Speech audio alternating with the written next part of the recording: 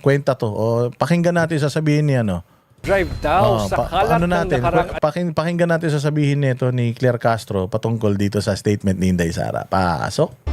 tila clean-up drive daw sa kalat ng nakarang administrasyon ang ginagawa ng Marcos Jr. administration. Ayon yan kay Palace Press Officer Undersecretary Claire Castro. Sa programang Long Table ng aktor na si Long Mejia at Amy Sebastian sa Abante, tinawag na fake news ni Castro ang umano'y involvement ni PBBM sa mga anomalya sa 2025 budget. Wala rin daw katotohanan na may malubhang sakit ang Pangulo dahil siya na mismo nagsabing hindi naman life-threatening ang diverticulitis. Banat ng opisyal, kung may nais siyang menu for the day, ito ay pusit. Katulad daw kasi ito ng fake news peddlers na tila nagpapalabo lang ng tunay na sitwasyon. Gusto ko pusit. Pusit? Pusit ang gusto niyo. Pusit. Ano tong pangit mo? Kala niya ang ganda niya, no? Oh, yung pagka nagtapon ng tinta, sobrang itim. Pag nilabas ang tinta niya, parang puro fake news. Tila Yun. clean-up Ayun na, babanat ka lang. Wala pang bilang. Walang hiya, oh. So, pusit. Sino ba nagsabi ng pusit? Di ba ang nagsabi ng pusit yung mga komunista? Oh, so umaamin na ba ang Malacanang? Na pinatatakbo sila ng mga komunista? Di ba nagsabi ng pusit si Franz Castro? Oh. Ayan, si Franz Castro, si Claire Castro. Kaya sinasabi ni Inday sana na magpinsan kayo. Kaya sinasabi na magpinsan si Claire Castro at si Franz Castro dahil dyan. Oh, parehas sila ng utak. Oh, ang nagsabi dun sa Congress na parang pusit, si Franz Castro. Oh, sino mo? Kino-quote ni Claire Castro ngayon. Parehas kasi silang bobo. Parehas silang pinaglihi sa dilis. Putangin na niyan.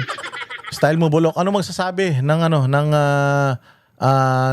congressman na isang batang congressman din patungkol sa impeachment ni VP Sara? Pasok. Raw na umusad pa ang panibagong reklamo laban kay VP Sara habang expected na rin daw ang pagbasura sa impeachment complaint laban kay PBBM. Ayon yan kay Congressman Eli San Fernando. Anya, pansariling interes lang kasi ang iniisip ng mga kapwa kongresista. Narito ang Agenda Weekend Report ni Isaiah Mirafuentes ng Abante. Sa 2028 national elections na nakatuon ng pansin ng ilang mga mambabatas. Ito ang pananaw ni Kamanggagawa Party List Representative Eli San Fernando. Kaya anya, naniniwala siya na hindi lulusot sa plenaryo ng Kamara ang impeachment complaint laban kay Vice President Sara Duterte. I'm not a member of the Committee on Justice, but tingin ko lulusot yan sa Committee on Justice at aabot sa plenaryo yan. Pero pagdating sa plenaryo, ang aking tansya ay hindi makakakuha yan ng 1/3 na suporta mula sa members of the House. Dahil lahat ay nag-iisip na ng kanilang mga political career sa 2028. Yes, and when you sign VP Sara's impeachment, pag-usapan niya sa plenaryo, that will be the end of your political career. Yan na ang katapusan mo. Yan na ang huling pagkakataon na makakaramdam ka ng biyaya galing sa gobyerno. Dahil sigurado ako mamamatay talaga ang political career mo dito. Tapos ang boxing. Oh, lahat yan nakatuon na doon. Itong mga senador na ito, nagkakagulo-gulo. Kaya nga nagkakagulo-gulo senador eh. Kasi dalawa lang ang may agenda dyan. Ang may agenda dyan si Ping at saka si Tito. Actually si Ping nga medyo tahimik na eh. Kasi alam nila eh. O yan dalawa na yan, wala naman silang pakinabang sa 2028 dahil hindi natatakbo mga yan. Hindi naman niya magiging presidente, hindi naman magiging vice president yung dalawang kupal na yan. So ngayon, etong mga re-electionist sa 2028, kakabahan na yan. Kabado na yan sila. Bakit? Kabado. Lalo na itong Mark Villar, putang na kabado na yan. Hindi na yan mananalo, baka hindi na yan tumakbo eh. Kasi nga, pagka in-impeach mo si VP Sara, mawawala man si VP Sara, sigurado ako sa sobrang galit ng taong bayan kung sino ang i-endorso ni VP Sara, yun ang mananalong presidente tsaka mga senador.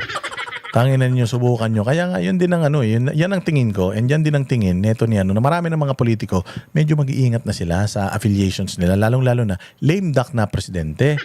Nangangayayat na nga si Romualdez sa sobrang pamomroblema, hindi na kayo kayang isalba ng mga yan. Kahit mga sarili nila, hindi na nila kayang insalba. It's inevitable yung pagbagsak ni Bongbong Marcos at ni Romualdez.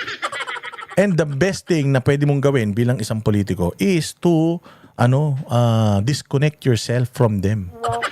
I-disconnect mo yung sarili mo sa kanila. Yun lang yun. Other than that, wala na. Wala nang pag-asa talaga itong iyong political career kapag pinilit mo pa na dumikit sa kanila. May mga nag-iisip na niyan. At yung iba ay marahil na nawalan ng amor o hindi na naging ganun kataas yung kumpiyansa. Kung pagbabasihan daw kasi ang naging takbo ng articles of impeachment laban kay VP Sara noong nakaraang taon na bypass umano nito ang committee deliberation at agad inakyat sa Senado ang impeachment complaint matapos itong makakuha ng 1/3 na boto mula sa mga mambabatas. Pero para naman kay San Fernando, hindi nakataka-taka ang naging pagbasura ng Committee on Justice ng Kamara sa impeachment complaint laban kay Pangulong Bongbong Marcos Jr. Dahil anya, wala talagang balak ang mga mambabatas na paggalawin ito at sumailalim pa sa impeachment trial. Kung ang climate o ang politika sa loob ng House is dinidim niya na may impeach yan. At kahit naman gaano katibay yung mga ebidensya, kung ayaw ng mga kaalyado na umusad yan, hindi talaga uusad yan. So, kung ayaw umusad, hindi uusad. Kung gustong umusad, kahit walang ebidensya, uusad yan. Again, impeachment is politics. I am never going to accept or maging advocate nitong impeachment. Kasi either way, politika lang talaga yan. Politika lang talaga yan. So, kaya nga ako ang ina-advocate ko is yung literacy sa pagboto. Yung pag ikaw bumoboto, gawin mo, i-research mo kung sino yung mga kandidato.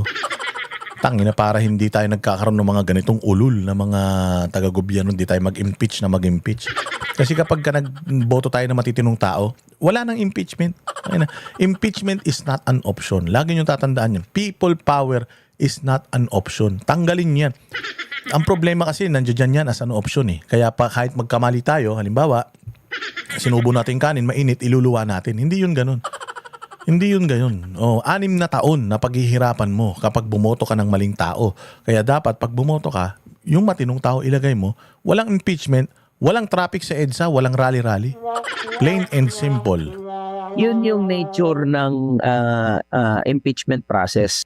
Tinawag rin niyang drama at ingay lang ang mga impeachment complaint na inihangin sa Kamara dahil ang lahat ng ito ay para lang daw sa politika at pansariling interes. Nakakalungkot lang kasi dahil dito sa usapin ng politika, naiiwanan din yung iba pang mahalagang trabaho ng Kongreso. At yun yung mga paggawa ng mga meaningful na mga batas. We are missing the bigger picture. At ano yun? Yung mga Pilipino at mga manggagawa mismo, wala namang pakialam sa impeachment. Samantala sa Lunes, inaasahang ipipresenta sa plenaryo ng Tama yun. Ang Pilipino, wala man pakialam sa impeachment eh. Ang Pilipino, ang gusto lang niyan, majority kasi ng Pilipino mahirap, at least 70% ang mahirap. Majority ng Pilipino, ang gusto niyan, trabaho, pagkain, makapag-aral mga anak nila, karoon ng bahay, ospital pag nagkasakit sila. Yun lang ang gusto nila. Wala nang iba. Putang ina, how you run the government. Actually, kahit nga magnakaw kayo sa Pilipinas, okay lang. So long as natutugunan nyo yung pangangailangan ng mga Pilipino, yung basic na pangangailangan ng mga Pilipino, peace and order. Ilan lang yan eh. Bahay, trabaho, pagkain, edukasyon, kalusugan, peace and order. Yun lang man eh. Pag na-secure nyo man yun, putang ina, okay na kami. Sige, nakawin nyo ng pera ng taong bayan. Putang ina ninyo, mamatay kayo lahat sa sobrang busog. Basta wag nyo kaming pabayaan. Ang problema kasi, noon naman, may mga kurakot. Pero kahit papaano, yung gobyerno, yung mga Pilipino, maayos yung buhay nila. Hindi sila masyadong nakikialam sa politika kasi nga, maayos man ang buhay nila. Ngayon hindi eh. Talagang, tangina, ininakaw nila hanggat ka duluduluhan ng sentimo ng pera ng taong bayan. Putya, hindi na sila nagserbisyo eh. Puro pagnanakaw ng ginawa nila sa mga Pilipino eh. Walang hiya na yan oh. Ayan, at dyan nagtatapos ang ating Walang Kakwenta-Kwenta Vlog. Maraming salamat sa inyong pagtangkilik. Mabuhay kayo. Kita-kita po tayo ulit sa